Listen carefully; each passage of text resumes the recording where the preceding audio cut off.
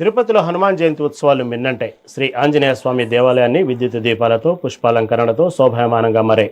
ఉదయం నుంచే భక్తులు వేల సంఖ్యలో ఆలయాలకు తరలివచ్చి స్వామివారిని దర్శించుకున్నారు.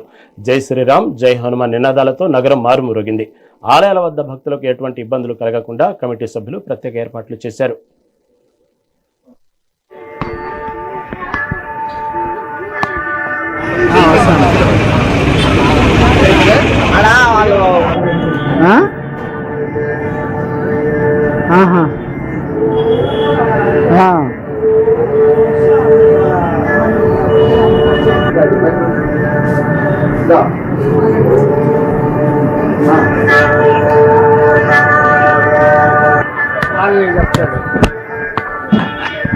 వాళ్ళు వచ్చారు.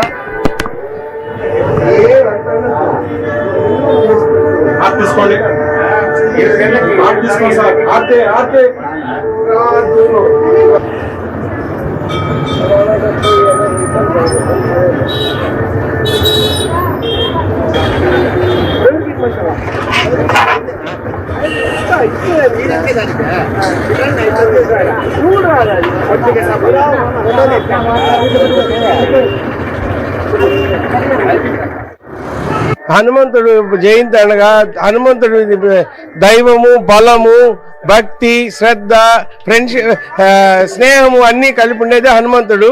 అతని ముఖ్య వాళ్ళందరూ హ్యాపీగా ఉంటారు. ఇది కృష్ణదేవరాయల నాటి కాలం నుంచి ఉండే గుడి. ఇది పురాతనమైంది.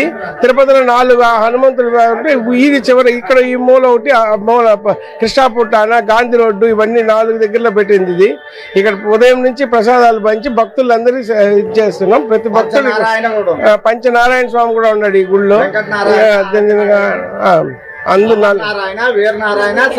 శంకర్ ఇక్కడ పంచముఖ ఆయన స్వామితో పాటు ఇది వెంకటేశ్వర స్వాములు కూడా ఉన్నారు. ఈ గుడి చాలా ఇది బలమైంది.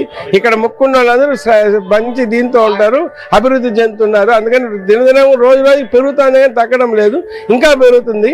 అందరూ బాగుండాలని కోరుకుని మనస్ఫూర్తిగా నమస్తే.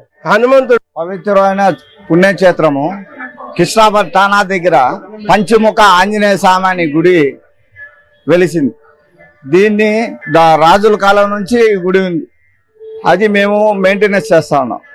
దీని తరపున మా పెద్దవాళ్ళు, వీళ్ళు మా వాళ్ళు ఇద్దరు అందరూ ఒక 10 మంది కలిసి మెయింటెనెన్స్ చేస్తా ఉన్నాం. దీన్ని ఎంత అభివృద్ధి, పాడబడిపోయిన గుడిని అభివృద్ధి చేసినాం. ఇదే మరి చేయాలి ప్రతి సంవత్సరము అనుకొని చేస్తా ఉన్నాం.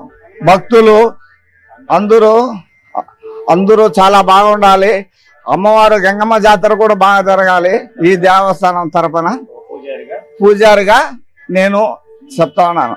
హనుమాన్ జయంతి ఇదే మారి జరగాలని కోరుతున్నాను. ప్రతి సంవత్సరము ఇదే మారి చేస్తా ఉన్నాను. ప్రతి సంవత్సరం అన్నదాన కార్యక్రమము, తెల్లారులేసి ప్రసాదాలు అన్నీ మేమే చేస్తా ఉన్నాం.